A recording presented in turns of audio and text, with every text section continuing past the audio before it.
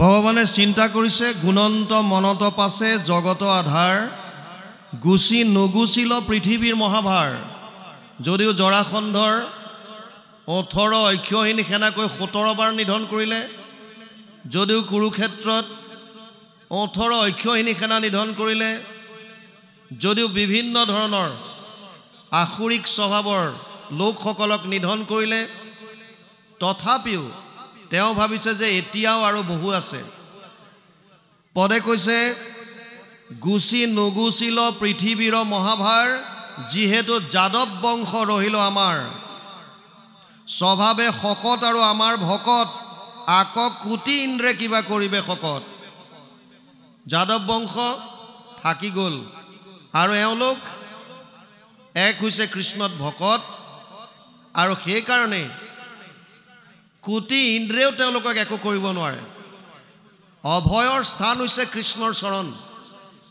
যিসকলে নিজৰ আশ্ৰয় ভগৱান কৃষ্ণত ললে যিসকলে শৰণ ভগৱান কৃষ্ণকে আদিমূল হিচাপে ললে তেওঁলোকৰ মনত একো ভয় নাথাকে গীতাত ষষ্ঠাদশ অধ্যায়ত দুটা সম্পত্তিৰ কথা কৈছে এটা হৈছে দৈবিক সম্পত্তি আৰু এটা হৈছে আসুৰিক সম্পত্তি দৈবিক সম্পত্তিৰ কথা ক'বলৈ গৈ প্ৰথমেই তাত কৈছে অভয়ম সত্য সমশুদ্ধি জ্ঞান যোগ ব্যৱস্থিত দানম দমস্য যজ্ঞস্য স্বাধ্যায়স্তপ আৰ্জৱম প্ৰথম যিটো কথা কৈছে সেইটো হৈছে অভয় ভকতৰ কেতিয়াও ভয় থাকিব নোৱাৰে যিজন প্ৰকৃত ভকত হয় যিজনে কৃষ্ণত একান্তভাৱে শৰণ ল'লে আমি প্ৰথমে কৈছিলোঁ ভাগৱতৰ মূল লক্ষ্য এটাই যেনেকৈ ফুটবল খেলোতে এফালে 11 জন প্লেয়াৰ এফালে 11 জন প্লেয়াৰ থাকে বল এটা কেতিয়াবা কোনোবা ফালে মাৰে কেতিয়াবা কোনোবা ফালে হয়তো নিজৰ গোলকিপাৰৰ ফালেও দিব পাৰে কিন্তু লক্ষ্যটো কোনো এজনে পাহৰি নাযায় যে আমাৰ বলটো আমি বিপৰীত পক্ষৰ গোল পোষ্টত সোমাব লাগে এইটো কেতিয়াও নাপাহৰে ভাগৱতো তেনেকৈ আগবাঢ়িছে মূল লক্ষ্য এটা এইটো হৈছে জীৱই শৰণ ক'ত ল'ব ইয়াত কৈছে যে যাদৱ বংশৰ প্ৰতিজন কি স্বভাৱে শকত শক্তিমান আৰু আমাৰ ভকত আশ্ৰয়ৰ বাহাদুৰিয়ে বেলেগ এখন দেশত এজন ৰজা আছিল ৰজাজনৰ কোনো উত্তৰাধিকাৰী নাছিল আমাৰ যিটো বস্তু নাথাকে সেই বস্তুটোত আমি সুখ আছে বুলি ভাবো মোৰ হাতত যদি এটা এন্ড্ৰইড ফোন আছে যদি স্মাৰ্টফোন আছে মোৰ লগৰটোৱে যদি আইফোন আনিলে তেতিয়া মই মোৰ ফোনটোত আৰু সুখ বিচাৰি নাপাওঁ কেনেকৈ আইফোন ল'ম মোৰ হাতত যদি এখন স্কুটি আছে মোৰ লগৰটোৱে যদি 2.5 লাখ টকীয়া এখন বাইক আনিলে মোৰ স্কুটিখনত সুখ নাইকিয়া হ'ব 2.5 লাখ টকীয়া বাইক কেনেকৈ আনো যিটো বস্তু নাই তাত আমি সুখ বিচাৰোঁ এখন দেশৰ ৰজা সব বস্তু আছে দাখ দাখিৰে গোটেই ভৰপুৰ কিন্তু মনত দুখ সন্তান নাই আৰু আমাৰ জীৱনত যেতিয়া এনেকুৱা কিছুমান বস্তু আহে সংঘাত আমি উপদেশ বিচাৰি যাওঁ এটা কথা মনত ৰাখিব জীৱনত যদি ধুমুহা আহে সংঘাত আহে যাৰ তাৰ ওচৰত উপদেশ বিচাৰি নাযাব কাৰণ আপোনাৰ কিমান দুখ হৈছে কিমান কষ্ট হৈছে এনেকুৱা এছাম লোক আছে তেওঁলোকে হেতুলে গুৰুত্ব নিদিয়ে তেওঁলোকক কেৱল ধন লাগে আপোনাক মাত্ৰ জৰিয়া কৰি ল'ব আৰু আপোনাৰ পৰা কেনেকৈ টকা খৰকাব পাৰে এইটোৰ ওপৰত গুৰুত্ব দিব আজিকালি বহুত হস্পিটেলত পেচেণ্ট যায় শাৰীৰিক অসুস্থ দেখুৱাবৰ কাৰণে কিন্তু তেওঁলোকে এনেকুৱা ভয়াবহ কৰি ইমান টেষ্ট দি দিব আপোনাৰ 40-50 হাজাৰ টকাৰ বিল উলিয়াই পঠিয়াই দিব কেৱল এটাই বিজনেছ হট কৰবাত 2-এজন আছেগে প্ৰায়বিলাক সব বিজনেছ হৈ গৈছে সেইকাৰণে উপদেশ বিচাৰি ক'তো নাযাব উপদেশ বিচৰা মাত্ৰ দুজন কৈছে এজন হৈছে গুৰু আৰু এজন হৈছে আপোনাৰ ইষ্টদেৱ একান্ত মনে বহক গুৰুক স্মৰণ কৰক আৰু আপোনাৰ মনৰ কথা খোলাভাৱে কওক আপোনাৰ যিটো ভবলগীয়া আছে যেনেকৈ সুবিধা পাবলগীয়া আছে আপুনি পাব প্ৰভু ভগৱন্তই কৃপা কৰিব এই ৰজাজনে এজন তান্ত্ৰিকৰ ওচৰত গ'ল আৰু তান্ত্ৰিকজনক ক'লেগৈ যে মোৰ কোনো সন্তান নাই, কিবা উপায় আছে নেকি সন্তান এটা হোৱাৰ? তান্ত্ৰিকজনে ক'লে যে মহাৰাজ, এটাই উপায় আছে, আপুনি এটা সৰু ল'ৰা বলি দিব লাগিব, নৰবলি। আচৰিত নহ'ব? আপোনালোকে হয়তো জানে মই SSBত আছিলোঁ, এছিষ্টেণ্ট কমাণ্ডেণ্ট হিচাপে, এছিষ্টেণ্ট কমাণ্ডেণ্ট ইঞ্জিনিয়াৰ হিচাপে আছিলোঁ SSBত। মই 2022ত ভলণ্টিয়াৰ ৰিটায়াৰমেণ্ট ল'লোঁ, ভকতৰ লগত থাকিম বুলি। চাকৰি যদিও আছিলে মোৰ 28লৈকে। মোৰ ৰঙিয়াত পোষ্টিং আহিছিলোঁ মই 2014ত, উত্তৰাখণ্ড ৰাণীক্ষেতৰ পৰা। 2014 ডিচেম্বৰ মাহত ঢেকীয়াজুলি বুলি এখন বাগান আছে, ঢেকীয়াজুলি জেগা এটা আছে, তাৰ এখন বাগান। এই ঢেকীয়াজুলিৰ এখন বাগানত নিজৰ খুৰাকে, সৰু ল'ৰা এটা ভতিজাকক কিডনেপ কৰি লৈ গৈছিল কালিৰ ওচৰত বলি দিবৰ কাৰণে। এতিয়াৰ কথা, 2014। আৰু আজি 2 বছৰ আগত আপোনালোকে কামাখ্যাত শুনিছিল দুজনমান পুৰোহিত পুলিচে এৰেষ্ট কৰিছিল নৰবলি কেছত। তাৰমানে এতিয়াও মানুহ এনেকুৱা হৈ আছে যে নিজৰ স্বাৰ্থ সিদ্ধিৰ কাৰণে মানুহে মানুহক বলি দিবৰ কাৰণে কুণ্ঠাবোধ নকৰা হৈছে। স্বভাৱে লম্পট বিষয়ত অনুৰাগ, স্বৰ্গ পাইব বুলি ৰংগে কাটে হংস চাগ, ইয়াত ক্ষান্ত নাথাকি মানুহ বলি দিয়াৰ আৰম্ভ কৰিছে। তান্ত্ৰিকজনে ক'লে এটা ল'ৰা বলি দিব লাগিব। মহাৰাজ কিছু ধাৰ্মিক আছিল, তেওঁ ক'লে যে এইটো অসম্ভৱ। মই কোন গৰাকী মাতৃৰ কোলাৰ পৰা সন্তানটো কাঢ়ি আনিম আৰু কাঢ়ি আনি মোৰ নিজৰ স্বাৰ্থ সিদ্ধিৰ কাৰণে মই তাৰ ডিঙি কাটিম? অসম্ভৱ। তান্ত্ৰিকজনে ক'লে মহাৰাজ, তেতিয়াহ'লে আপোনাৰ সন্তান পোৱাটো অসম্ভৱ। যদি সন্তান বিচাৰিছে, যদি উত্তৰাধিকাৰী বিচাৰিছে, তেতিয়াহ'লে নৰবলি দিবই লাগিব, তাৰ বাহিৰে গত্যন্তৰ নাই। লোভত পৰিলে মানুহে পাপ কৰ্ম কৰিবলৈ কুণ্ঠাবোধ নকৰে। গীতাত কৈছে ত্ৰিবিধম নৰকস্যদম দ্বাৰম নাশনম আত্মনঃ কাম ক্ৰোধ তথা লোভস তস্মাৎ এতত্ৰিয়ম ত্যজেত। 8 অধ্যায় 21 নম্বৰ শ্লোক গীতা। হে অৰ্জুন, নৰকৰ 3খন দ্বাৰ আছে। মহাপুৰুষ মাধৱদেৱে এইটো শ্লোকৰ অনুবাদ কৰিছে ঘোষাত। যতেক অনৰ্থ আছে সংসাৰত তাত 3 বিধ সাৰ, কাম ক্ৰোধ লোভ আপোন নাশন জানি কৰা পৰিহাৰ। লোভটো বৰ বেয়া বস্তু। মহাৰাজ লোভত পৰিল, কিন্তু তেওঁ এটা কাম কৰিলে, তেওঁ লোভটোৰ ৰাইজলৈ পেলাই দিলে, প্ৰজালৈ পেলাই দিলে, আৰু ৰাইজত ঘোষণা কৰি দিলে যে মহাৰাজে এটা নৰবলি বিচাৰিছে। যদি কোনোবা মাক বাপেকে নিজৰ সন্তানটো নৰবলি দিয়াৰ কাৰণে যদি আগবঢ়াই দিয়ে, তেতিয়াহ'লে সেই মাক বাপেকক ইমান ধন সোণ দিয়া হ'ব, 14 পুৰুষলৈ তেওঁলোক আনন্দত থাকিব পাৰিব। সেইখন ৰাজ্যত এটা ভিক্ষাৰী পৰিয়াল আছিল, যাৰ ল'ৰা হৈছে 9টা। মাক বাপেকে ভাবিলে এটা সুবিধা পাইছোঁ, আমাৰ 9টা সন্তানৰ যদি এটা বলি কৰাই দিওঁ 8টা থাকিব, কি লোকচান। গতিকে ল'ৰাকেইটাক সন্মুখত বহুৱাই ল'লে আৰু মাক বাপেকে ক'লে বোপাইহঁতো এটা সুবৰ্ণ সুযোগ আহিছে, কি তহঁতৰ মাজৰ কোনোবা এটা বলি হৈ যা, তেতিয়া আমি অজস্ৰ ধন টকা পইচা পাম আৰু বাকীখিনি আমি আনন্দত দিন নিয়াব পাৰিম। এতিয়া প্ৰশ্ন আহিল যে বলি হ'ব কোন? ডাঙৰ ল'ৰাটোক ক'লে বোপাই তয়ে যা। সি ক'লে কিয় যাম? জন্ম দিছ তহঁতে, নিজৰ ভৰিত থিয় দিব নোৱাৰালৈকে পালন পোষণ কৰাৰ দায়িত্ব তহঁতৰ। গতিকে মই যেতিয়া নিজৰ ভৰিত থিয় হ'ম তেতিয়া মই নিজে ঘটিম, কিন্তু এতিয়া তহঁতৰ দায়িত্ব। খুজি মাগি আন, চোৰ ডকাইত কৰি আন, কাম কৰি আন, এয়া তহঁতে জান, মই বলি হ'বলৈ নাযাওঁ। এটা এটাকৈ সুধি আহিলে, চবে মানা কৰিলে। একেবাৰে সৰু ল'ৰাটোৰ বয়স 7 বছৰ। তাৰ আকৌ এটা স্বভাৱ আছিল, সি সৰুৰে পৰা 2-3 বছৰ বয়সৰ পৰাই ভকত দেখা পালে গামোচা এখন পটককৈ পোন মাৰি লৈ চুৰিয়াৰ নিচিনাকৈ আৰু দৌৰ মাৰে। আৰু ভকতৰ ওচৰত থাকে কঠখন আনি দিয়া, পানী আনি দিয়া, কলাপাত আনি দিয়া, আৰু ভকতৰ মুখৰ পৰা ভাগৱতৰ কাহিনী শুনে এইটো তাৰ স্বভাৱ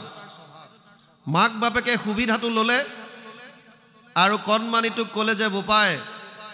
তইতো ভাগৱতৰ কথা শুনিছ ই কৈছে শুনিছো দধিচি মুনিৰ কথা শুনিছনে নাই বোলে শুনিছো দধিচি মুনিয়ে নিজৰ শৰীৰ ত্যাগ কৰি ইন্দ্ৰক নিজৰ অস্থি দান দিছিল আৰু সেই অস্থিৰে এপাত অস্ত্ৰ নিৰ্মাণ কৰিছিল যাক আমি বজ্ৰ বুলি কওঁ আৰু সেই বজ্ৰৰ দ্বাৰা বৃত্ৰাসুৰক বধ কৰিছিল মাক বাপেকে কণমানিটোক ক'লে বোপাই দধিচি মুনিয়ে দেৱতাসকলক ৰক্ষা কৰিবৰ কাৰণেও নিজৰ শৰীৰ ত্যাগ কৰিবলৈ কুণ্ঠাবোধ কৰা নাছিল আৰু তইতো ভাগৱত শুনিছ আজি এনেকুৱা সময় আহি পৰিল তোৰ পৰিয়ালটো ৰক্ষা কৰিবৰ কাৰণে তই তোৰ শৰীৰটো যদি ত্যাগ দিয় তেতিয়াহ'লে আমি আনন্দত থাকিব পাৰিম কণমানিটোৱে কৈছে মা দেউতা মোৰ আপত্তি নাই মই বলি হৈ যাম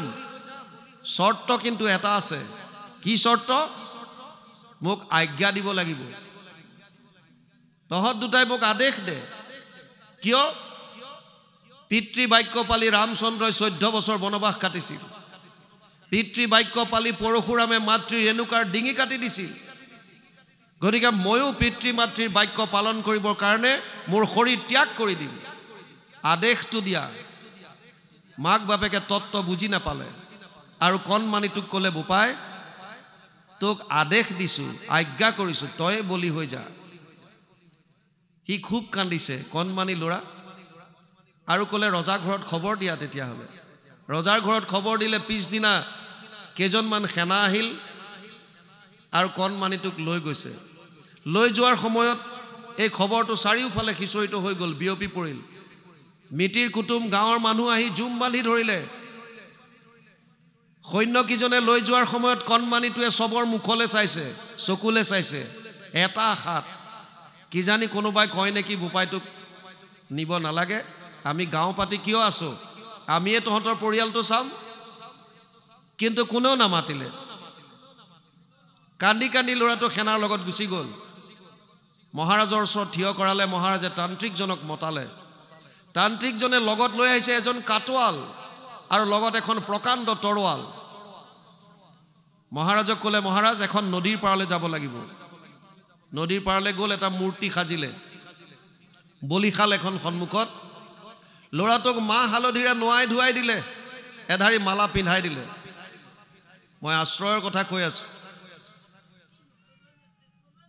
ল'ৰাটোৱে খুব কান্দি আছে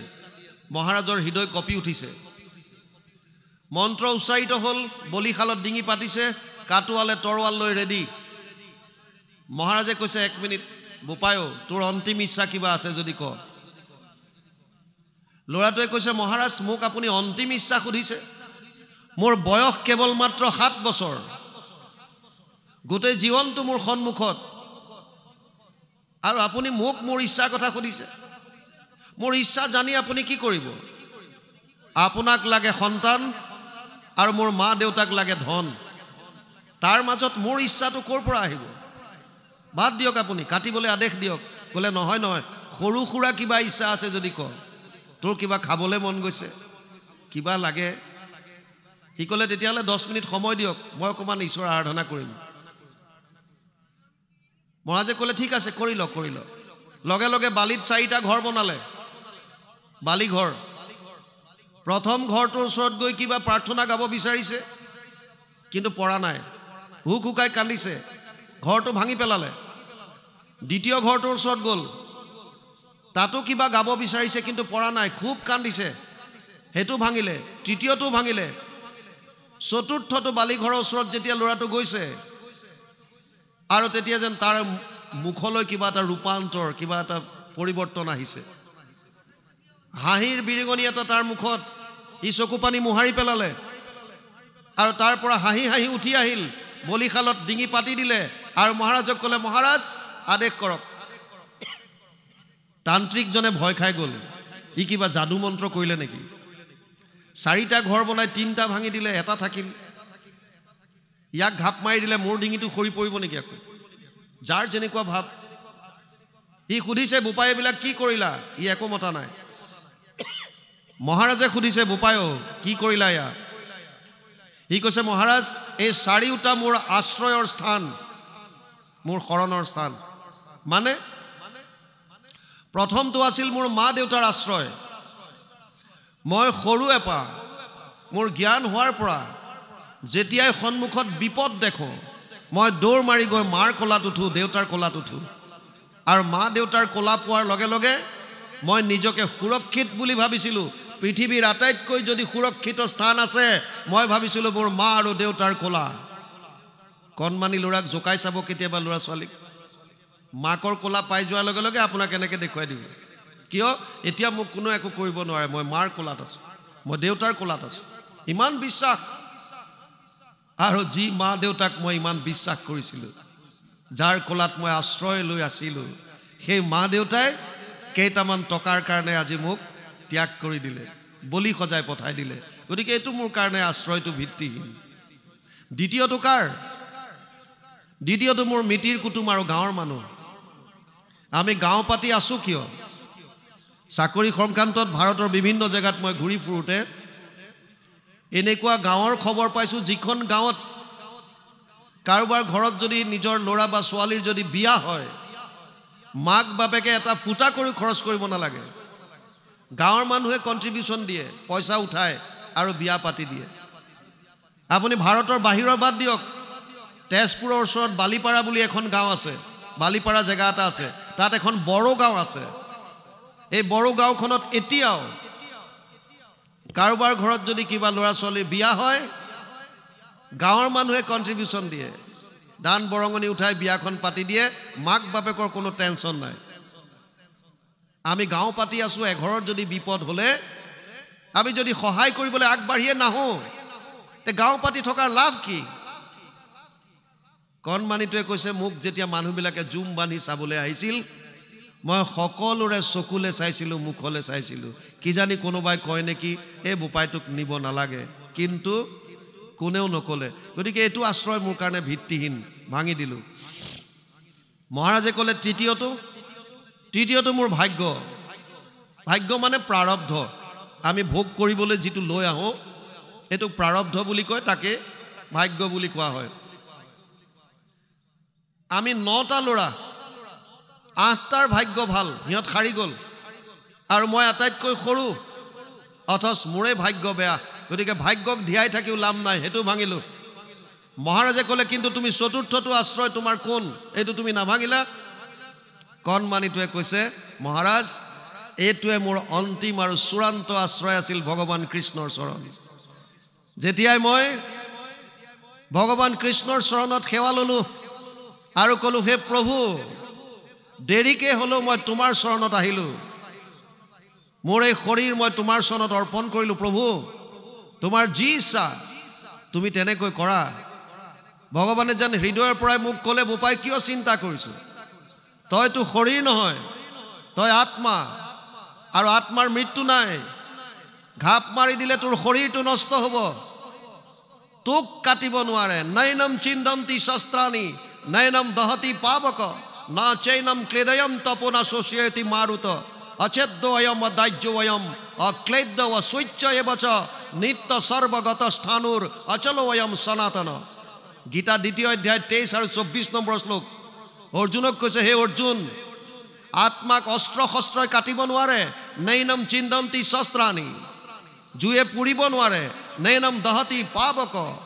পানীয়ে তিয়াব নোৱাৰে বায়ুৱে শুহিব নোৱাৰে অচেদ্য অদাহ্য নিত্য সনাতন কণমানিটোৱে কৈছে মহাৰাজ মোক যেন ভগৱানে ক'লে আৰে বোপাই মইতো তোৰ লগত আছোঁ যেনেকৈ কাপোৰ ফাটি গ'লে মানুহে নতুন বস্ত্ৰ পৰিধান কৰে তেনেকৈ তোৰ এইটো শৰীৰ নষ্ট হ'লে তই বেলেগ শৰীৰ পাবি বাসামচি জীৰ্ণানি যথা বিহায় নবানি গৃহণাতি নৰোপৰাণি তথা শৰীৰানি বিহায় জীৰ্ণানি অন্যান্য সংয়াতি নবানি দেহি গীতা 2য় অধ্যায় 22 নম্বৰ শ্লোক হে অৰ্জুন বস্ত্ৰ ফাটি গ'লে যেনেকৈ নতুন বস্ত্ৰ পৰিধান কৰে আত্মাই এটা শৰীৰ অযোগ্য হ'লে সেই শৰীৰ ত্যাগ কৰি বেলেগ শৰীৰ ধাৰণ কৰে কণমানিটোৱে কৈছে মহাৰাজ মোৰ আৰু মনত ভয় নাই মই বুজি পালো জাতস্য হি ধ্ৰুৱ মৃত্যু ধ্ৰুৱ জন্ম মৃতস্য চ তস্মাৎ পৰিহাৰ্য অৰ্থে না ত্বম শুচিতুম অৰ্হসি দ্বিতীয় অধ্যায় ২৭ নম্বৰ শ্লোক গীতা জন্মিলে মৃত্যুটো নিশ্চিত যাৰ জন্ম আছে তাৰ মৃত্যু আছে গতিকে ইয়াক লৈ শোক কৰিবলগীয়া একো কথা নাই মোক যেন ভগৱানে ক'লে উঠ মই আছো দুহাত মেলি তোক ধৰিবৰ কাৰণে উঠ কণমানিটোৱে হাঁহি হাঁহি আহি ডিঙি পাতি দিলে অতি মৰম লগা মহাৰাজৰ বুকু কঁপি উঠিছে কাটোৱালজনে তৰোৱাল লৈ পেলাই সাজু হৈছে মন্ত্ৰ উচ্চাৰিত হৈছে মহাৰাজৰ হৃদয় কঁপি উঠে মহাৰাজে সুধিছে তান্ত্ৰিকজনক ৰবা এক মিনিট তুমি গ্যাৰান্টি দিব পাৰিবানে এই সন্তানটো কাটি দিয়াৰ লগে লগে বলি দিয়াৰ লগে লগে মোৰ যিটো সন্তান হ'ব ই লৰাই হ'ব তান্ত্ৰিকে ক'লে গ্যাৰান্টি দিব নোৱাৰিম ছোৱালীও হ'ব পাৰে গ্যাৰান্টি দিব পাৰিবানে এই সন্তানটো বলি দিয়াৰ পাছত মোৰ যিটো সন্তান হ'ব ই এনেকুৱা সংস্কাৰী হ'ব মাক দেউতাকৰ কেৱল এটা আজ্ঞাত কেৱল আদেশ পালন কৰিবৰ কাৰণে 7 বছৰ বয়সত নিজৰ শৰীৰ ত্যাগ কৰিবৰ কাৰণে ওলাই আহিছে তান্ত্ৰিকে ক'লে গ্যাৰান্টি দিব নোৱাৰো তুমি গ্যাৰান্টি দিব পাৰিবানে এই কণমানিটোক বলি দিয়াৰ পাছত মোৰ যিটো সন্তান হ'ব তাৰ কৃষ্ণত এনেকুৱা আস্থা এনেকুৱা বিশ্বাস বোলে মই গ্যাৰান্টি দিব নোৱাৰো মহাৰাজে ক'লে তেতিয়াহ'লে তোৰ তামঝাম বন্ধ কৰ তান্ত্ৰিকজনে ক'লে মহাৰাজ তেতিয়াহ'লে আপুনি আপোনাৰ আশা ত্যাগ কৰক আপুনি যদি বলি নিদিয়ে আপোনাৰ সন্তান নহয় মহাৰাজে ক'লে যে মই আৰু সন্তান নিবিচাৰো কিয় যিহেতু এই সন্তানটোক মাক বাপেকে ত্যাগ কৰিলে আৰু ইয়াৰ বিনিময়ত মই যিমান ধন সোণ দিম বুলি কৈছিলো সিমানখিনি ধন সোণ ইতিমধ্যে মই মাক বাপেকলে পঠিয়াই দিলো গতিকে মোক আৰু বেলেগ সন্তান নালাগে মই এই সন্তানটোকে মোৰ তুলনীয়া পুত্ৰ হিচাপে মই তুলি ল'ম ইয়েই মোৰ ভৱিষ্যতৰ উত্তৰাধিকাৰী ইয়েই মোৰ ৰাজ্য শাসন কৰিব মুকং কৰতি বাচালম পংগুং লংঘয়তে গিৰিম যৎ কৃপা তম হং বন্দে পৰমানন্দ মাধৱম যাৰ দায়া বলে খোৰা পৰ্বত চঢ়াৱে মুখে ৰাও নাহি যাৰ সিটো কবি হোৱে হেনয় পৰমানন্দ বদ্ধ মাধৱক কৃপা কৰা বাপ কৃষ্ণ মই অজ্ঞানক কৃষ্ণত যদি ভকত হয় ভয় কৰিবলগীয়া একো নাই শেষ মুহূৰ্তত হলেও আপোনাৰ নৌকা শুদ্ধ বাটে লৈ গুচি যাব অনুকল বায়ুৰ দৰে আপোনাক পাৰ কৰাই লৈ যাব একাৰণে ভগৱান কৃষ্ণই ভাবিছে এই যদুবংশ নিজেতো শকত অৰ্থাৎ শক্তিমান আৰু দ্বিতীয়তে মোৰ ভকত এওঁলোকক বধ কৰাটো বাকী ৰজা মহাৰাজাৰ বাদেই দিলো কোটি কোটি ইন্দ্ৰৰো কাৰো সাহস নাই কোটি কোটি ইন্দ্ৰৰ সাহস নাই একাৰণে বাংশৰ অগনি যেন পুৰৈ বাংশ বন অন্য অন্য এইটো যদুকুল কৰি চন তেবেখে চলিবু ভাৰ সংহৰি ভূমিৰ হেন মনে গুণী প্ৰভু কৰিলন্ত থিৰ সেইকাৰণে ভগৱানে ভাবিলে মই নিজেই এই মোৰ বংশটো মই নিজেই ধ্বংস কৰিব লাগিব বেলেগে কৰাটো অসম্ভৱ আৰু ইহত যদি থাকে তেতিয়ালে পৃথিৱীৰ ভাৰ হৰণ কৰা নহব এটা হুক মুনিৰ মনত প্ৰশ্ন হৈছে হুক নিগদতি তুমি তৰিলা সাক্ষাৎ ইয়াত কৈছে নিপতিৰ মনত সংশয় হৈছে পুচন্ত নিপতি শুনি মিলিল সংশয় বৈষ্ণৱকো পাইলে পাপে কিনো বিপৰ্যয় যদুবংশ ইমান বৈষ্ণৱ ভগৱান কৃষ্ণত একান্তভাৱে শৰণাগতি তেওঁলোকক কেনেকে কি পাপে কৰিলে যাৰ কাৰণে হিতু বৃঞ্চি বংশ হবে কৃষ্ণত ভকত পৰম ধাৰ্মিক দেৱ দ্বিজ অনুগত কৃষক হাপিলা ঋষি হব সৰ্বজান হিতু যদুবংশ হব একে জীৱ প্ৰাণ এনেকুৱা ভকত বৈষ্ণৱ গণক যদুবংশক ঋষিয়ে সাপ দিবলগীয়া কিয় হ'ল কিহৰ কাৰণে ঋষিয়ে সাপ দিলে এই কথাটো জানিব বিচাৰিছে পৰীক্ষিতৰ বিষয়ে আপোনালোকে জানে মূল ভাগৱত শুকদেৱে পৰীক্ষিতক কৈছে আৰু সেইখিনিকে সুতমুনিয়ে নৈমিষাৰণ্যত ২৮,০০০ ঋষিমুনিক কৈছে পৰীক্ষিত উত্তৰাৰ গৰ্ভত জন্ম হৈছিল পৰীক্ষিত যেতিয়া কুৰুক্ষেত্ৰ যুদ্ধ শেষ হ'ল অশ্বত্থমা দুৰ্যোধনৰ ওচৰলৈ গৈছে দুৰ্যোধনৰ উৰু ভংগ হৈ হ্ৰদ এটাৰ পাৰত পৰি আছে সন্ধিয়াৰ সময় অশ্বত্থমা গৈ পেলাই কৈছে হে দুৰ্যোধন তোমাক মই কৈছিলোঁ যে মোক সেনাপতি পাতি দিয়া হ'লে আজি এইটো দিন তুমি দেখিবলগীয়া নহ'লহেঁতেন আৰু তুমি মোক সেনাপতি নেপাতি ভীষ্মক পাতিলা দ্ৰোণক পাতিলা কৰ্ণক পাতিলা আচলতে দুৰ্যোধনে অশ্বত্থামাকে সেনাপতি পতাৰ সিদ্ধান্ত লৈছিল কাৰণ অশ্বত্থামা আছিল চিৰঞ্জীৱী যাৰ মৃত্যু নাই এই কথাটো ভগৱান কৃষ্ণই গম পালে আৰু এদিন হস্তিনাপুৰত গ'ল দুৰ্যোধনৰ সভাত বিভিন্ন ধৰণৰ কথা পতাৰ পাছত সকলোৱে শুনাকে ক'লে ধানত তুন্দল পতানত কিছু নাই ধানৰ ভিতৰত চাউলটো থাকে পতানত একো নাথাকে চবে শুনাকে ক'লে আৰু অশ্বত্থামাৰ কান্ধত হাত দি মনে মনে কাণৰ ওচৰত ক'লে ধানত তুন্দল পতানত কিছু নাই আৰু কৈ তেওঁ হাঁহি হাঁহি ওলাই আহিল দুৰ্যোধনে সুধিলে অশ্বত্থামা এই কৃষ্ণই কান্ধত হাত দি কি ক'লে তোমাক ক'লে বোলে এটা কথাই কৈছে ধানত তুন্দল পতানত কিছু নাই এই বোলে সেইটোতো চবেই শুনাকে কৈছে তোমাক স্পেচিয়েলি কাণত কি কৈ গ'ল অশ্বত্থামে কৈছে একেই কৈছে ধানত তুন্দল পতানত কিছু নাই দুৰ্যোধনৰ মনত শংকা সোমাই গ'ল যে কৃষ্ণৰ লগত ই মিলি গ'ল অজ্ঞস্য অশ্ৰদ্ধৱাংশ সংশয়াত্মা বিনশ্যতি না অয়ম লোকো অস্তি না পৰো না সিদ্ধিম সংশয়াত্মনা ৪ৰ্থ অধ্যায় ৪০ নম্বৰ শ্লোকত কৈছে যদি কাৰোবাৰ মনত সংশয় আহি গ'ল গিৰিয়েক ঘৈণীয়েক প্ৰেমিক প্ৰেমিকা যাৰে মনত নহওক শাহু বোৱাৰী সন্দেহ যদি সোমাল কাৰোবাৰ মনত তেতিয়াহ'লে সেইখন ঘৰ ধ্বংস সন্দেহটো বৰ বেয়া বস্তু শংকাটো অতি ভয়ানক বস্তু দুৰ্যোধনৰ মনত সন্দেহ আৰু অশ্বত্থামাক ক'লে তোৰ সেনাপতি পদ কেঞ্চেল সেইকাৰণে আজি পুনৰ সোঁৱৰাই দিছে হে দুৰ্যোধন মোক সেনাপতি পতা হ'লে সেইদিনা এনেকুৱা দিন দেখিবলগীয়া নহ'লহেঁতেন তথাপিও মই কথা দিছোঁ এতিয়াও গৈ মই পঞ্চ পাণ্ডৱৰ শিৰ কাটি আনি দিব পৰাৰ ক্ষমতা মোৰ আছে দুৰ্যোধনে বিৰাট আনন্দ পাইছে যোৱা যোৱা লৈ আহা তেতিয়াহ'লে কাটি ভগৱান কৃষ্ণ অন্তৰ্যামী উপদ্ৰষ্টা অনুমন্তা চ ভৰ্তা ভোক্তা মহেশ্বৰ পৰমাত্মা ইতি চাপ্যুক্ত দেহে অস্মিন পুৰুষ পৰ ৩ত্ৰয়োদশ অধ্যায় ২২ নম্বৰ শ্লোক গীতা অৰ্জুনক কৈছে হে অৰ্জুন মই অন্তৰ্যামী ৰূপে স্বামী ৰূপে ভোক্তা ৰূপে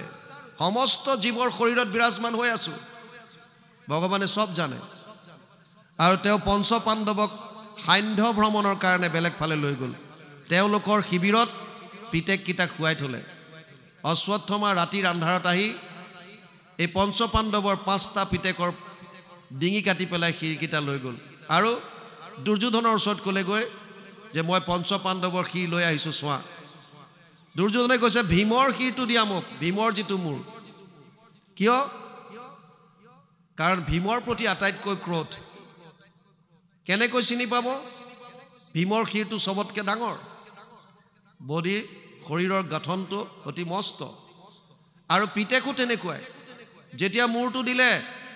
জোৰতকৈ ক্ৰোধত যেতিয়া খামোচ মাৰি ধৰিলে চুৰমাৰ হৈ গ'ল লগে লগে দুৰ্যোধনৰ মনত দুখ কি কাম কৰিলি এয়া পঞ্চ পাণ্ডৱ এইটো ভীমৰ শিৰ নহয় তই ভুলতে সন্তানকেইটাক ডিঙি কাটি আনিলি বৰ দুখ কৰিলে বহুত দুখ কৰিছে আৰু প্ৰাণ ত্যাগ কৰিলে গম পালে ইফালে দ্ৰৌপদীয়ে কন্দা কটা কৰিলে পঞ্চ পাণ্ডৱ আহিল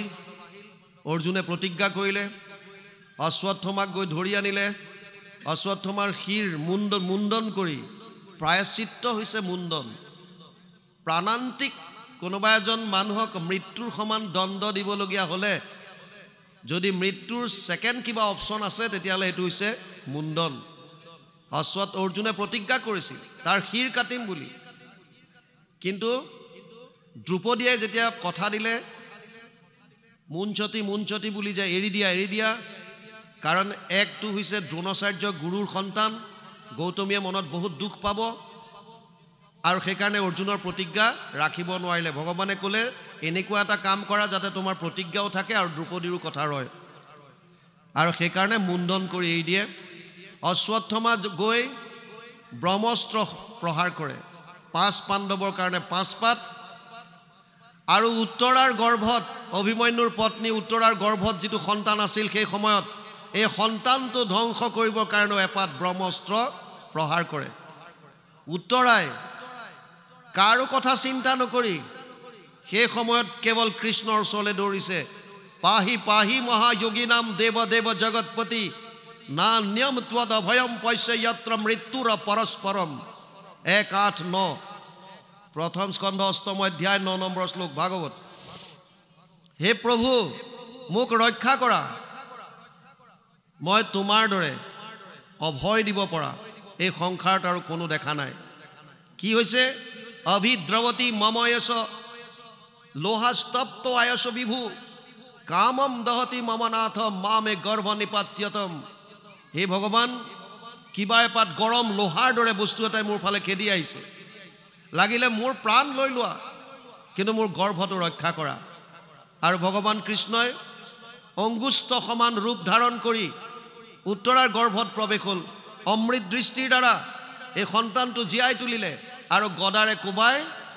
ব্ৰহ্মাস্ত্ৰ ভাঙি চুৰমাৰ কৰিলে। এই সন্তানটো যেতিয়া জন্ম হ'ল, তেওঁ জন্ম হৈ পৰীক্ষা কৰি চাইছিল গৰ্ভত যিজন পুৰুষক দেখা পাইছিল সেইজন ইয়াত ক'ত আছে। পৰীক্ষা কৰি চোৱাৰ কাৰণেই সন্তানটোৰ নাম দিলে পৰীক্ষিত। আৰু ভগৱানে ৰক্ষা কৰাৰ কাৰণেই তেওঁৰ আন এটা নাম হ'ল বিষ্ণুৰাত। এইজনকে স্বীকাৰ কৰিবলৈ যাওঁতে শৃংগী মুনিৰ ডিঙিত সাপ দিয়া দেখি, পিতেক সমীক মুনিৰ ডিঙিত সাপ দিয়া দেখি শৃংগী মুনিয়ে সাপ দিছিল, সপ্তম দিৱসত তোক তক্ষকে দংশক বিষ বহনি লাগি তোৰ শৰীৰ ভস্ম হওক। 7 দিনৰ দিনা তোক তক্ষকে দংশন কৰিব আৰু তোৰ শৰীৰ ভস্ম হ'ব। এই কথাটো গম পোৱাৰ পাছত নিজে কৰি অহা ভুলৰ অনুতপ্ত হয়। সেইকাৰণে ৰাজকাৰ্য জন্মে জয়ক সমজাই দি গংগাৰ পাৰলৈ আহে। আৰু তাত মহাৰাজ গংগাৰ পাৰলৈ আহা বুলি শুনি পাই বিভিন্ন ঋষিমুনি একত্ৰিত হয়। চবকে এটাই প্ৰশ্ন কৰে, ম্ৰিয়মান মানুহে কি কৰা উচিত? আকৌ একেই, কোনোবাই কৈছে যাগ যজ্ঞ পূজা পাতল, কোনোবাই কৈছে দান দক্ষিণা, কোনোবাই কৈছে জপ তপ তীৰ্থ। শেষত ব্যাসৰ নন্দন শুকদেৱ আহে আৰু শুকদেৱক প্ৰশ্ন আগবঢ়াই দিয়ে। অথ পৃষ্ঠমি সংসিদ্ধিম যোগিনাম পৰমম গুৰু পুৰুষস্য যত কাৰ্যম ম্ৰিয়মানস্য সৰ্বদা যত শ্ৰোতব্যম যত জপ্যম যত কীৰ্তিব্যম নৃভি প্ৰভু স্মৰ্তব্যম ভজনীয়ম वा ব্ৰূহি যদ वा বিপৰ্যয়ম। 1:19-38 প্ৰথম স্কন্ধ 49 অধ্যায় 37 আৰু 38 নম্বৰ শ্লোকত পৰীক্ষিতে প্ৰশ্ন আগবঢ়াই দিয়ে। মৰণ সময়ে তোমাৰ চৰণে পুচুহু গুৰু সাম্প্ৰত ম্ৰিয়মান নৰে সদায়ে কি কৰ্ম কৰিবে এইটো লোকত। মৃত্যুমুখী মানুহে কি কৰা উচিত? কাহাক শুনিবে, কাহাক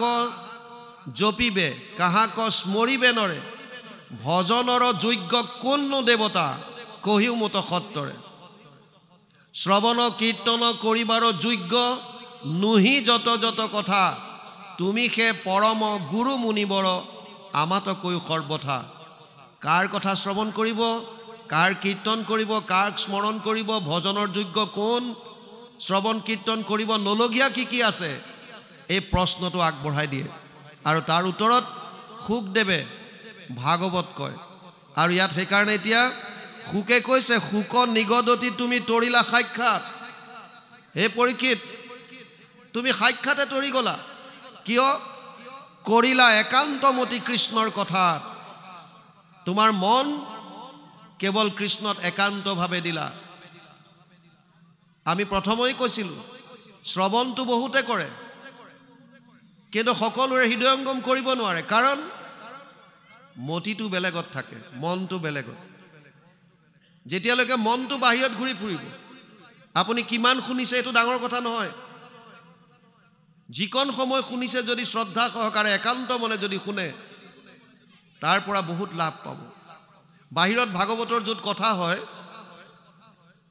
প্ৰায় 50,000 পৰা 1 লাখ মানুহ বহিব পৰা পেণ্ডেল দিয়ে। 50,000 to 1 লাখ, বহুত ডাঙৰ। এবাৰ এনেকৈ ভাগৱত হৈ আছিল। এটা চোৰে এঘৰ মানুহত চুৰ কৰিবলৈ যাওঁতে তেওঁলোকে দেখা পালে আৰু লগে লগে চোৰটোক খেদি আনিছে। চোৰটো আগে আগে পাছে পাছে বহুত মানুহ ধৰ ধৰ ধৰ ধৰ কৰি খেদি আহি আছে দৌৰি দৌৰি দৌৰি দৌৰি আহি চোৰটো এসময়ত শ্ৰোতাৰ মাজত সোমাই গ'ল য'ত ভাগৱত হৈ আছিল তাত পেণ্ডেলৰ ভিতৰত সোমাল আৰু শ্ৰোতাৰ মাজত বহি ল'লে যাতে মানুহৰ পৰা হাত সাৰিব পাৰে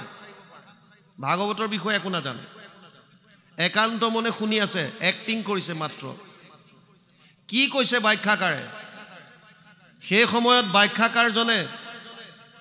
ভগৱান কৃষ্ণৰ শৃংগাৰ বৰ্ণনা কৰি আছিল ব্যাখ্যাকাৰে কৈছিল শ্যাম সুন্দৰ তেওঁৰ শৰীৰটো অতি সুঠাম তেওঁৰ বাজু হাতীৰ খুৰৰ দৰে আজানুলম্বিত বাহু আঁঠুৰ তললৈকে পৰে শ্যাম বৰণীয়া মিঠা বৰণীয়া তেওঁৰ শৰীৰ চুলিখিনি কেঁকুৰা কেঁকুৰি পীত বস্ত্ৰ পৰিধান কৰে ই একান্ত মনে শুনি আছে ব্যাখ্যাকাৰজনে ক'লে শ্যাম সুন্দৰে যিটো কিৰীটি পৰিধান কৰে এইটো সোণৰ তাত ময়ূৰৰ পুচ্ছ লগোৱা থাকে পাখি শ্যাম সুন্দৰে ডিঙিত যি হাৰ পিন্ধে সেয়া সোণৰ শ্যাম সুন্দৰে হাতত যি বাজু পিন্ধে সেয়া সোণৰ শ্যাম সুন্দৰৰ কঁকালত যিডাল কঁকালি এয়া সোণৰ আৰু শ্যাম সুন্দৰে হাতত যিটো বাহি লৈ থাকে এইটো সোণৰ চোৰটোৱে ভাবিছে বেটা ইমান ধনী মানুহ নে গোটেই সোণেৰে ভৰাই ৰাখিছে ইয়াৰ ঠিকনাটো পালে দেখোন তাৰ ঘৰতে হিন্দীটো মাৰি দিব পাৰোঁ গম পোৱা নাই কোন শ্যাম সুন্দৰ আৰু একান্ত মনে শুনিছে এতিয়া ৰূপটো ধাৰণ কৰিব বিচাৰিছে কেনেকুৱা আৰু ব্যাখ্যাকাৰজনে সুন্দৰভাৱে বৰ্ণনা কৰিছে বৰ্তমান ভাষাত ক'লে 6 পেক বুলি যিটো কয় ভি শেপ বডি 6 পেক বনাইছে খুব সুন্দৰ সুঠাম এই ৰূপটো ধাৰণ কৰিলে চোৰটোৱে আৰু এতিয়া মাত্ৰ এটা ধ্যানত আছে কেতিয়া ভাগৱত শেষ হয় কেতিয়া গৈ ঠিকনাটো ল'ব পাৰে ভাগৱত শেষ হোৱাৰ লগে লগে ব্যাখ্যাকাৰজনৰ ওচৰলৈ আহিল আৰু আহি ক'লে যে প্ৰভু ঈশ্বৰ আপুনি যিজন শ্যাম সুন্দৰৰ কথা কৈ আছিল ঠিকনাটো অকমান লিখি দিব নেকি ক'ত পাম ব্যাখ্যাকাৰজনে ভাবিলে শ্ৰোতা কিছুমান ৰসিক শ্ৰোতা বুলি কয় সোমাই যায় কিছুমান ভাৱত বিভোৰ হৈ যায় ভাবুক বুলি কয় তেওঁ ভাবিছে এওঁ চাগে ভাৱত আছে সেইকাৰণে ক'লে ঠিকনা লিখি দিব নালাগেও বোপাই তই এটা কাম কৰ ইয়াৰ পৰা ট্ৰেইনত উঠ একমাত্ৰ ৰাতিপুৱা গৈ পাবিগে বৃন্দাবন বুলি ষ্টেচন পাবি তাত নামিবি তই যাকে সোধ শ্যাম সুন্দৰৰ ঘৰ কোনটো তোক দেখুৱাই দিব ই কৈছে হয়তো ইমান ধনী মানুহ চবে চিনি পায় খোৱা বোৱা নাই কেৱল হৃদয়ত ৰূপ ধাৰণ কৰি ল'লে আৰু দৌৰিছে ট্ৰেইন ষ্টেচন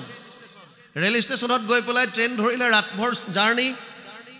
খোৱা বোৱা একো নাই কেৱল চিন্তা কৰি আছে কেনেকুৱা হ'ব এজন আৰু তাত নামি লৈ যাকে পাইছে তাকে সুধিছে শ্যাম সুন্দৰৰ ঘৰ ক'ত তেওঁলোকে বৃন্দাবনত থকা মন্দিৰবিলাক দেখুৱাই দিয়ে বৃন্দাবনৰ মন্দিৰবিলাকত ৰাধা আৰু কৃষ্ণৰ বোলে যুগল মূৰ্তিবিলাক আছে তেওঁ গৈ চাই গৈ কৈছে এইবিলাক মই নহয় মোক অৰিজিনজত লাগে শ্যাম সুন্দৰ মনে মনে ভাবিছে এইটো বেটা কম ধনী নহয় ইমান য'তে ত'তে পূজা কৰিছে মূৰ্তি বনাই বনাই আৰু আবেলি বেলালৈকে যেতিয়া বিচাৰি পোৱা নাই সেই সময়ত এজন বুঢ়া মানুহ লগ পালে তেওঁ ভাৱত বিভোৰ হৈ আছে তেওঁ সুধিলে দেউতা ৰাতিপুৱাৰ পৰা শ্যাম সুন্দৰক বিচাৰি ফুৰিছোঁ পোৱা নাই আপুনি অনুগ্ৰহ কৰি ক'ব নেকি ক'ত লগ পাম ঘৰ কোনফালে কি কথা তেওঁ বেলিটোলে চালে চাই ক'লে এতিয়া তুমি গ'লে নিধিবনৰ ফালে পাবা গৰু চৰাই আছে ই ভাবিছে ইমান ধনী মানুহ আকৌ গৰু চৰাই এইটো কি কথা ভাবিলে হ'ব পাৰে আজিকালি ধনী ধনী মানুহে কোনে কি কৰে কি ঠিক কাৰোবাৰ বৰশী বোৱা নিচা কাৰোবাৰ বাইক চলোৱা নিচা কোনোবাই চাইক্লিং কৰা নিচা হ'ব পাৰে এওঁ চাগে গৰু চৰোৱা নিচা আছে আৰু গ'ল নিধিবনলৈ তাত গৈ দেখা পাইছে বিভিন্ন গৰখীয়া গৰু চৰাই আছে কিন্তু যিটো ৰূপ ধাৰণ কৰি চোৰটোৱে গৈছিল অকণমান শ্ৰৱণ কৰি সেই শ্যাম সুন্দৰজনক তাৰ মাজত দেখা পোৱা নাই আৰু যেতিয়া সন্ধিয়া হ'বলৈ ধৰিলে শ্যাম সুন্দৰক যেতিয়া দেখা পোৱাই নাই লগে লগে জোৰত জোৰত মাতিবলৈ ধৰিলে চিঞৰিবলৈ ধৰিলে হে শ্যাম সুন্দৰ হে শ্যাম সুন্দৰ ভগৱানে গীতাত অৰ্জুনক কৈছে যে যথা মাম প্ৰপদ্যন্তে তাম তথৈব ভজম্যহম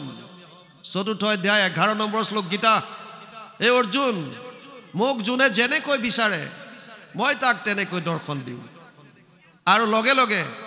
চোৰটোৰ সন্মুখত যিটো ৰূপ চোৰটোৱে ধাৰণ কৰিছিল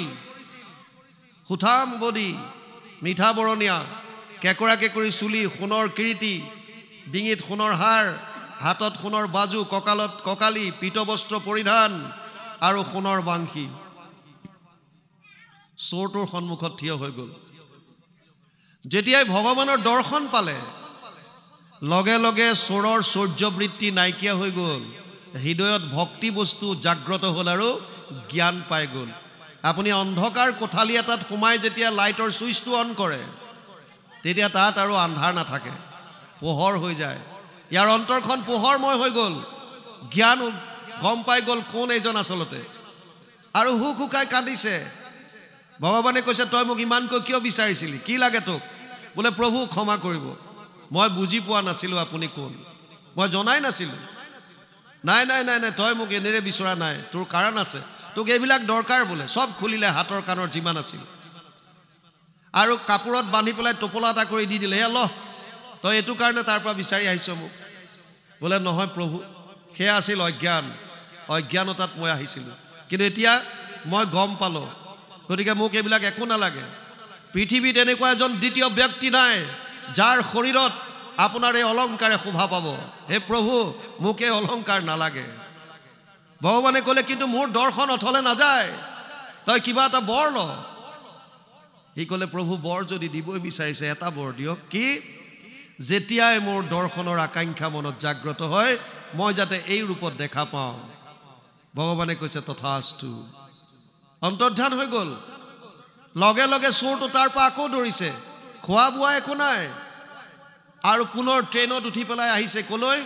য'ত ভাগৱতৰ চৰ্চা হৈ আছিল সেই ব্যাখ্যাকাৰজনৰ ওচৰলৈ পিছদিনা ব্যাখ্যাকাৰজনৰ ওচৰ পাই লগে লগে ভৰিত দীঘল দি পৰিছে আৰু কৈছে প্ৰভু ঈশ্বৰ আপুনি মোৰ জীৱনত ডাঙৰ উপকাৰ কৰিলে কি আপোনাৰ মুখেৰে ভাগৱত শ্ৰৱণ কৰি মই স্বচক্ষে শ্যাম সুন্দৰৰ দৰ্শন কৰি আহিছোঁ ব্যাখ্যাকাৰজনে ক'লে অসম্ভৱ এইটো সম্ভৱ হ'বই নোৱাৰে কিয় আৰে মই আজিলৈকে 1000 বাৰ ব্যাখ্যা কৰি আছোঁ মই নিজে দেখা পোৱা নাই তই অকণমান শুনি কেনেকৈ দেখা পাব পাৰ বোলে সঁচাকৈ মই দেখি আহিছোঁ বৃন্দাবনত মই প্ৰভু ভগৱন্তৰ দৰ্শন পাই আহিছোঁ বোলে অসম্ভৱ এইটো হ'ব নোৱাৰে বোলে হয় আপুনি মানক কথাটো খুব কান্দিছে ব্যাখ্যাকাৰজনে মোৰ মনত চাগে এতিয়াও ক'ৰবাত মলিনতা আছে মোৰ মনত চাগে ক'ৰবাত কপটতা আছে সেইকাৰণে মই আজিলৈকে ঈশ্বৰৰ দৰ্শন নাপালোঁ আৰু তই যদিও চুৰ কৰি আছিলি তোৰ হয়তো মনৰ মলিনতা সব শেষ হ'ল কৃষ্ণৰ কথা একান্ত মনে শ্ৰৱণ কৰোঁতে তোৰ অন্তৰ চাগে শুদ্ধ হ'ল তোক ভগৱানে দৰ্শন দিলে চোৰটোৱে কৈছে হে প্ৰভু ঈশ্বৰ যিহেতু আপুনি মোক ভগৱানক দৰ্শন কৰাই দিলে আপুনি মোৰ গুৰু হ'ল অখণ্ড মণ্ডলাকাৰম ব্যাপ্তম য়েন চৰাচৰম তদ পদম দৰ্শিতম য়েন তস্मै শ্ৰী গুৰুৱে নমঃ যিজনে ভগৱানৰ চৰণ কমল দৰ্শন কৰাই দিয়ে এইজন গুৰু ক'লে আজিৰ পৰা আপুনি মোৰ গুৰু হ'ল ব্যাখ্যাকাৰজনে আৰু কান্দিছে চোৰটোৱে ক'লে যদি সঁচাকৈ আপুনি দেখা নাই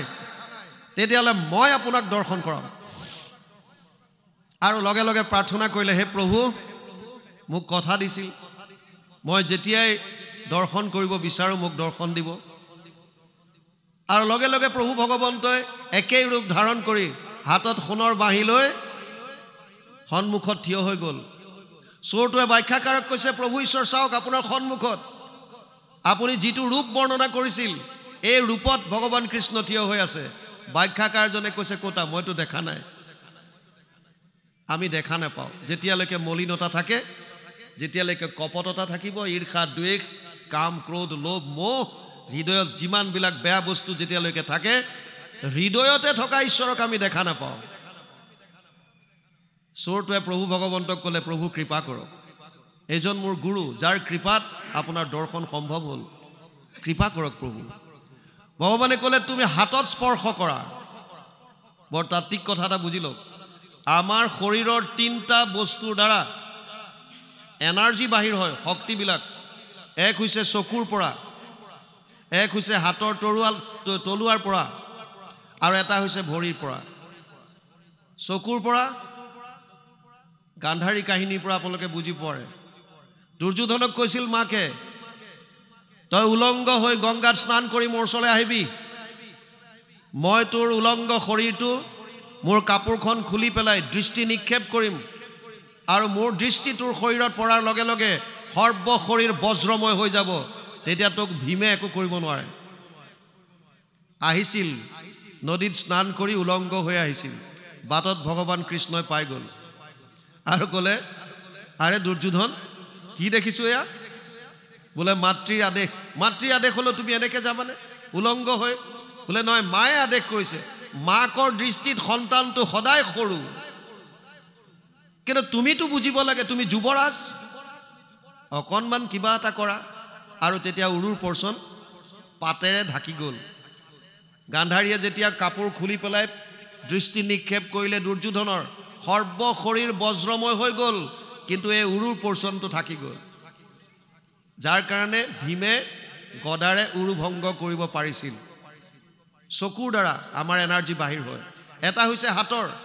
সৰু ল'ৰা ছোৱালীক আশীৰ্বাদ কৰিলে আপোনালোকে কি কৰে মূৰত হাত দিয়ে জ্যেষ্ঠজনে যেতিয়া সৰু ল'ৰা ছোৱালীক মূৰত হাত দিয়ে আশীৰ্বাদ দিলে দেৱ দেৱতাৰ মূৰ্তিবিলাকতো এনেকৈ থাকে কিয় ইয়াৰ পৰা বাহিৰ হয় আৰু এটা হৈছে ভৰি তলুৱাৰ পৰা সেইকাৰণে জ্যেষ্ঠজনৰ শ্ৰেষ্ঠজনৰ চৰণ স্পৰ্শ কৰাৰ নিয়ম আছে আমাৰ যেতিয়া সেৱা কৰে চৰণ স্পৰ্শ কৰি পেলাই সেৱা কৰে জ্ঞানীসকলে কয় তেওঁৰ শৰীৰৰ যি ৱেভ যি তৰংগ এই তৰংগ আপোনাৰ শৰীৰলৈ প্ৰবাহিত হ'ব ভগৱানে ক'লে তুমি তোমাৰ গুৰুজনৰ হাতত স্পৰ্শ কৰা আৰু যেতিয়া হাতেৰে স্পৰ্শ কৰিলে লগে লগে ব্যাখ্যাকাৰজনে সন্মুখত থকা ভগৱান কৃষ্ণ শ্যাম সুন্দৰক দৰ্শন পালে আৰু তেওঁৰো মনৰ যিমানবিলাক অজ্ঞানতা আছিল নাশ হ'ল স্তুতি আৰম্ভ কৰিলে আৰু প্ৰভু ভগৱন্তৰ আশীৰ্বাদ দি অন্তৰ্ধান হ'ল কথাৰ তাৎপৰ্য কিমান শুনিছে সেইটো ডাঙৰ কথা নহয় একান্ত মনে শুনাৰ কথা কৈছে সুখদেৱে কৈছে কৰিলা একান্ত মতি কৃষ্ণৰ কথাত তুমি কৃষ্ণৰ কথাত মতি একান্ত কৰিলা একতন্ত মানুহৰ মনলৈ 24 ঘণ্টাত 1200ৰ পৰা 60,000 চিন্তা আহে গতিকে ইয়াক একত লগাব পৰাটো কেনেকুৱা হ'ব লাগিব একাগ্ৰতা তাৰ পাছত কৈছে শুনা সাৱধান মনে কৰিয়া সন্তুষ্ট যেনমতে ভগৱন্ত গৈলন্ত বৈকুণ্ঠ তোমাক মই কম ভগৱান কৃষ্ণই পৃথিৱী এৰি কেনেকৈ বৈকুণ্ঠলৈ গমন কৰিলে পৃথিৱীৰ ভাৰ বংশে সহিতে সংহৰি দ্বাৰকাত কৰি ক্ৰীড়া কৌতূহল কৰি উপজাইলা পাছে বিষয়ত বিৰকতি সংহৰিবে কুলকো কৃষ্ণৰ ভৈলামতি পৃথিৱীৰ ভাৰ বংশৰ সতে সংহাৰ কৰি কেনেকৈ বিষয়ৰ প্ৰতি বিৰক্তি হৈ কি ধৰণে নিজৰ কুল ধ্বংস কৰিলে এই গোটেইখিনি কথা ইয়াত কৈছে সুখদেৱে চাৰ গৃহ বাস সুখ আতকাৰ্য নাই কালৰূপী কৃষ্ণে পাছে চিন্তিলা উপায় আমাৰ মানুহবিলাকে গৃহতে সুখ পাওঁ ধন টকা পইচা পুত্ৰ পৰিবাৰ এইবিলাকতে আমি সুখ বিচাৰি থাকোঁ পৃথিৱীত বৰ্তমান 900 কোটিৰ ওপৰত মানুহ আছে কাৰো লগত কাৰো মিল নাই সেইকাৰণে আমি কাৰোবাৰ নাম ক'লে চিনি পাওঁ এজন অমুক এজন তমুক আপোনালোকে জানি আচৰিত হ'ব আমাৰ এই আঙুলিৰ মূৰৰ এই আঙুলি চাপকেইটা ফিংগাৰ প্ৰিণ্টছ এয়াও কাৰো লগত কাৰো নিমিলে ইমান বৈষম্যতাৰে ভৰা এইখন সংসাৰত এটা কথাৰ কিন্তু মিল আছে এইটো হৈছে আমাক সকলোকে আনন্দ লাগে আমি আনন্দ বিচাৰি আছো ৰাতিপুৱাৰ পৰা ৰাতিলৈকে কেৱল যিমান কৰ্ম কৰিছো উদ্দেশ্য এটাই আনন্দ লাগে হায়াৰ সেকেন্ডাৰী লেভেলৰ ল'ৰাটাক যদি প্ৰশ্ন কৰে বোপাই তই কি বিচাৰ ই ক'ব যে হায়াৰ সেকেন্ডাৰীত ভাল ৰিজাল্ট হোৱাটো বিচাৰো তেতিয়া কি হ'ব ভাল কলেজত মই এডমিশ্যন পাম তেতিয়া কি হ'ব কলেজৰ পৰা মই গ্ৰেজুৱেশ্যন ল'ম আচ্ছা তই গ্ৰেজুৱেশ্যন ল'লি বাৰু তেতিয়া কি হ'ব মই ইউনিভাৰ্চিটিত এডমিশ্যন ল'ম মাষ্টাৰ ডিগ্ৰী কৰিম আচ্ছা মাষ্টাৰ ডিগ্ৰী ললি বাৰু তই, তেতিয়া কি হ'ব? বোলে মই PhD কৰিম। আচ্ছা ডক্টৰেট হৈ গলি, তাৰ পাছত কি হ'ব? তেতিয়া মই চাকৰি কৰিম। চাকৰি কৰিলে কি হ'ব? দৰমহা পাম। দৰমহা পালে কি হ'ব? দৰমহা পালে মই মাটি বাৰী কিনিম, ঘৰ দুৱাৰ বনাম। তেতিয়া কি হ'ব? তেতিয়া মই বিয়া বাৰু পাতিম। তেতিয়া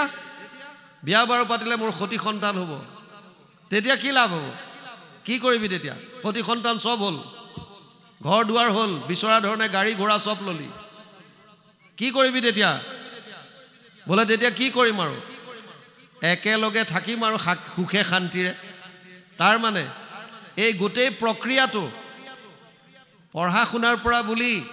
চাকৰি বাকৰি কৰি ধন টকা পইচা ঘটি আল্টিমেট যিটো গ'ল, যিটো চূড়ান্ত যিটো লক্ষ্য, সেইটো হৈছে এটাই, এই হৈছে আনন্দ প্ৰাপ্তি। কিয় আনন্দ লাগে? কাৰণ আমি পৰম আনন্দৰ অংশ। মামে বংশ জীৱভূতে মামে বংশ জীৱলোকে জীৱভূত সনাতন, ৫ম অধ্যায় ৭ নম্বৰ শ্লোক গীতা। হে অৰ্জুন, যত জীৱ আছে সব মোৰ অংশ, আৰু ভগৱান হৈছে পৰমানন্দ। আমি পৰমানন্দৰ অংশ কাৰণে তেওঁৰ ওচৰলৈ যাব বিচাৰোঁ, মানে আনন্দ বিচাৰোঁ। প্ৰত্যেকজন মানুহে আজি আনন্দ বিচাৰি আছে। আনন্দ পাম ক'ত, এই কথাটো আমি গম পোৱা নাই। তিনিটাই মূল তত্ত্ব আছে, ভগৱান, মায়া আৰু জীৱ। আমি হলো জীৱ, আমাক লাগে আনন্দ। ক'ত পাম? হয়তো ভগৱানত আছে, নহ'লে মায়াত। আৰু মায়াৰ বিষয়ে চতুশ্লোকী ভাগৱতত কৈছে, ঋতেৰ্থে য়ৎ প্ৰতীয়ত না প্ৰতীয়ত চাত্মানি তদ বিদ্যাদাত মনো মায়া যথা ভাসো যথা তম। ২:৯-৩৪ দ্বিতীয় স্কন্ধ ৯ম অধ্যায় ৩৪ নম্বৰ শ্লোক ভাগৱত। গুৰুজনাই অনুবাদ কৰিছে, অবস্তুক দেখাৱই বস্তুক আৱৰি, এহিকে মোহৰ মায়া জানা নিষ্ট কৰি। নাথাকিতো যেন দেখি চন্দ্ৰমা দুটয়, থাকিতো ৰাহুক যেন কেহু নেদেখয়,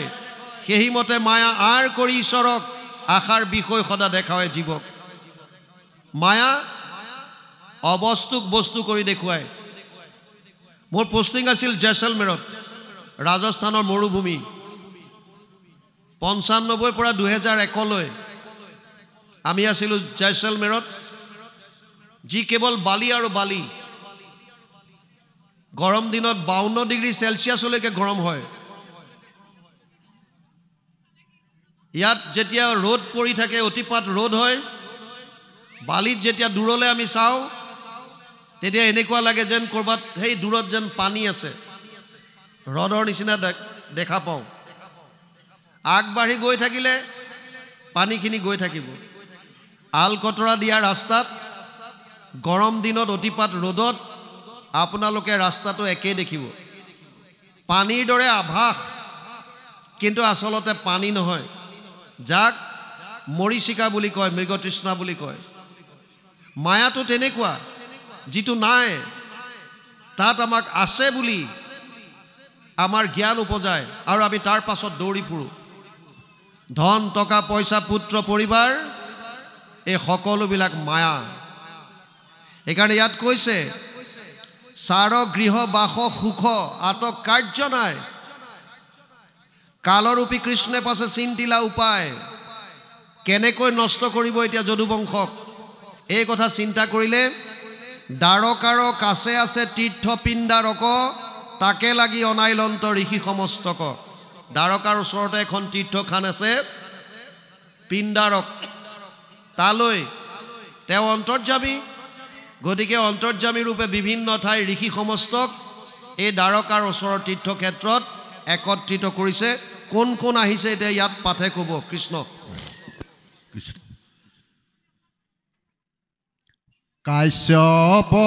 কপিল কৰ্ণ ঋষি নৰোত্তম বিশ্বামিত্ৰায়